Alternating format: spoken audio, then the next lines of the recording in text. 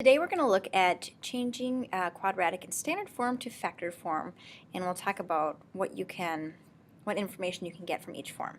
So start with the warm-up. Find the coordinates of the vertex of the following function. So there's a few ways that you could find that. If you had your graphing calculator, you could type it in and find the vertex. So let's try it that way first, and then we'll go over the method algebraically. So if we go to add a graph and type in negative x squared plus 4x plus 5, and graph that. You can adjust this right here. Here's the vertex. The negative means it's reflected over here, or negative. Slope, we call it. And then the vertex would be this point right here. To use your calculator to calculate it, we could analyze the graph, and we would analyze this would be the maximum, if it's the highest point. Alright, so there's the vertex at 2, 9. So if we wanted to do that without a graphing calculator, we know that the vertex can be found by doing negative b over 2a. So here, a is the coefficient of x squared, so negative 1. B is the coefficient of x, and c is the number by itself.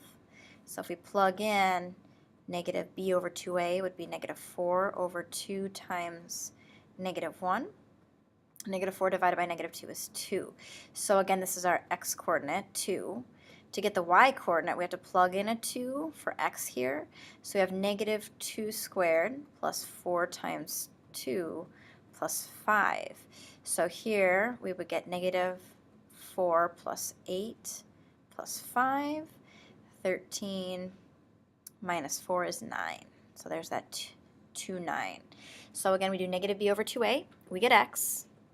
And then to get y, or f of x, we plug in a 2 for every x, and we calculate what that equals, and we get the y value. Notes: when a quadratic is in standard form, ax squared plus bx plus c, what information can you get from it and how? Well, we know the shape of this. The x squared means it's a parabola.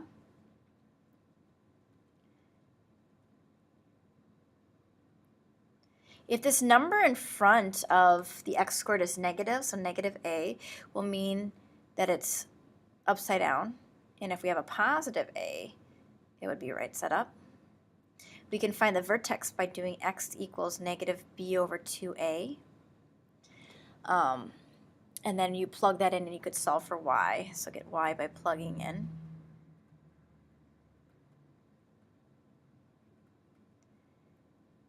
We can figure out the number of zeros by looking at the discriminant.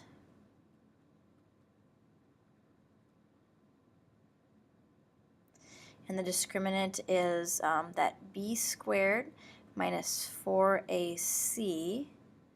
And we know that if it's positive, we have 2 answers. If it's negative, we have 0 real solutions. Here, if it's positive, 2 real solutions. And if it's 0, we have 1 real solution. And the zeros, the roots, or the x-intercepts, you could graph those. So you could graph to find. Or you could use quadratic formula. Okay, so here's a bunch of information that you can get from the standard form of a quadratic. But what about if it's in factored form? So when a quadratic is in factored form, such as f of x equals x minus 6x plus 3, what information can you get from it and how? Well, you can easily find the zeros or the roots.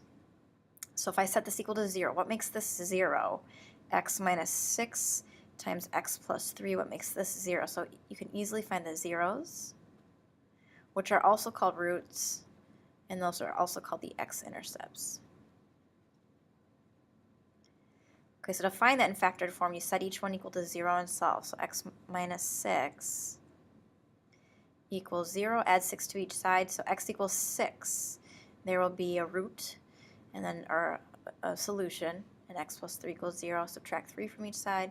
X equals negative 3 will also be a solution to your graph. So today we're going to look at how do you change something from standard form to factored form and from factored to standard. So we spent some time a few weeks ago actually factoring this. So to factor, you can use a box and circle, greatest common factor, or difference of squares. So this will be a box and circle right here. So I know that there's three terms here, 2x squared, negative 5x, negative 12. And we want to know what multiplies, and my negative 12 doesn't look very nice, so let's redo that. So negative 12. What multiplies to the first and the last box? So 2x squared times negative 12 is negative 24x squared. So what multiplies to negative 24x squared that adds to negative 5x? This is negative. Okay, so factors of negative 24, 8 and 3. And if we make the 8 negative, it will add to a negative 5x. So this will be a negative 8x, 3x. What multiplies to 2x squared, 2x and x? We have to put the 2x on the side here to get the negative 8. X times 3 is 3x. 2x minus 4 is negative 8x. And so we have a 0. We want to find the zeros equal 2x plus 3 and x minus 4. Well, already I know that this is 4 will make this 0. But for this one, what makes 2x plus 3 equal 0? We can subtract 3 from each side. We get negative 3 equals 2x, divide by 2.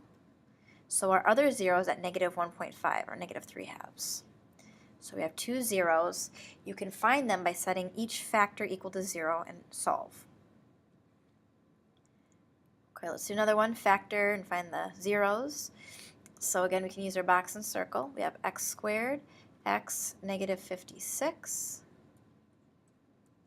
We want to know what multiplies to the first and the last box, negative 56x squared. That adds to x, and that would be 7x and 8x, but I have to, nope, that wouldn't work because this is negative. So let's try again. All right, what else multiplies to negative 56? Okay, so let's try negative divided by, well, let's change, I want to make this one work, so I'm just going to change this. Let's change this to, oh, this will work. Yeah, this will work. I'm sorry. I was right. So we have 7x. It has to be the negative 7x. And we'll have the 8x. Yeah, this will work. Okay, so they multiply to negative 56. They add to 1x. Okay. And then we get the outside. We have x plus 8. We have x minus 7. So we want to know what makes this equal 0. So I'm going to change my y to a 0 times x plus 8 times x minus 7. Let's use zero product property. So x will be negative 8 if we subtract 8 from each side. Or x will be 7 if we add 7 to each side. So here are your two answers. Okay, so changing it from standard form to factored form, box and circle. Can we go the other way? Can we change it from factored form to standard form? So right here, how many roots, zeros, or x-intercepts does this have? It has 2 of them. You can tell by looking at the two factors. So 2. What are the zeros? So we look at the opposite. One is at 3, but the other one we have to set equal to 0 and solve. So subtract 7 from each side. 2x equals negative 7. Divide by 2. So x equals negative 3.5. So there are two zeros, and here they are. One at 3 and one at negative 3.5. Change it to standard form is when you FOIL or use a box. And I like to use the box. So we have 2x plus 7, x minus 3. And we're going to have 2x squared, 7x, negative 6x, negative 21. So here is standard form.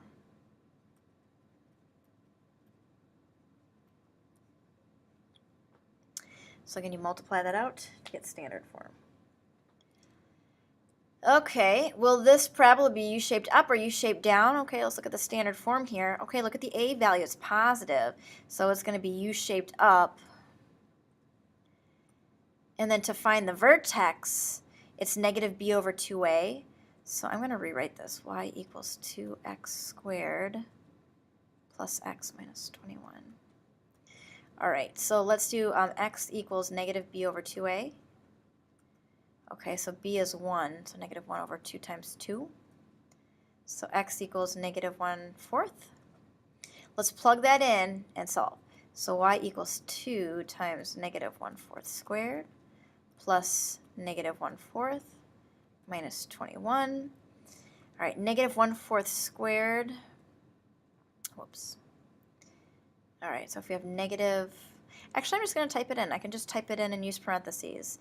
So it's 2 times negative 1/4 squared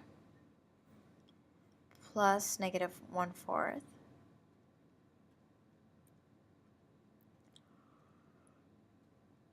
and then we have, excuse me,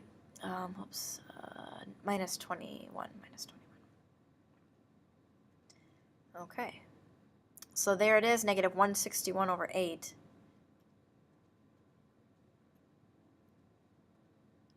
Okay, it's about negative 20.125. All right, so the vertex right here, I wonder if I can move this up, yep. The vertex would be at negative 1/4, and then, what was it, 20 point something? Negative 20.125. And then again, you can check that by typing it into your calculator and finding the vertex as well. Okay, let's try another one. One more.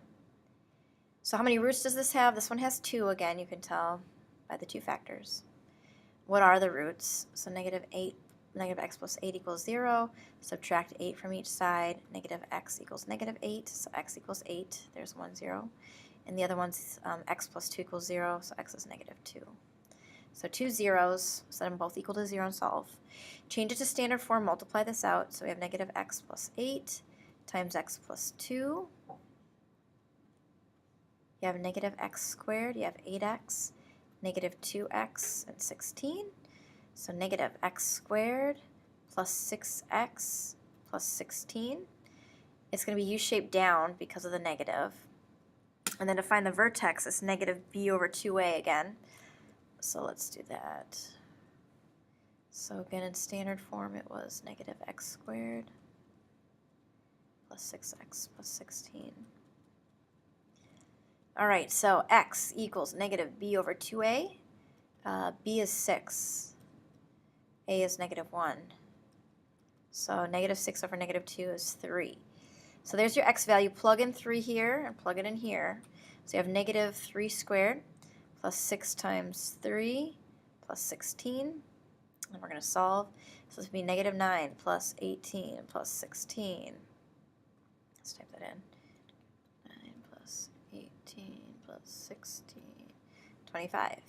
So 325 is the vertex. So in summary, factored form can give you the zeros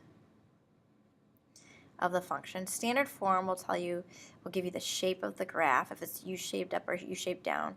You can also figure out the vertex by doing negative b over 2a.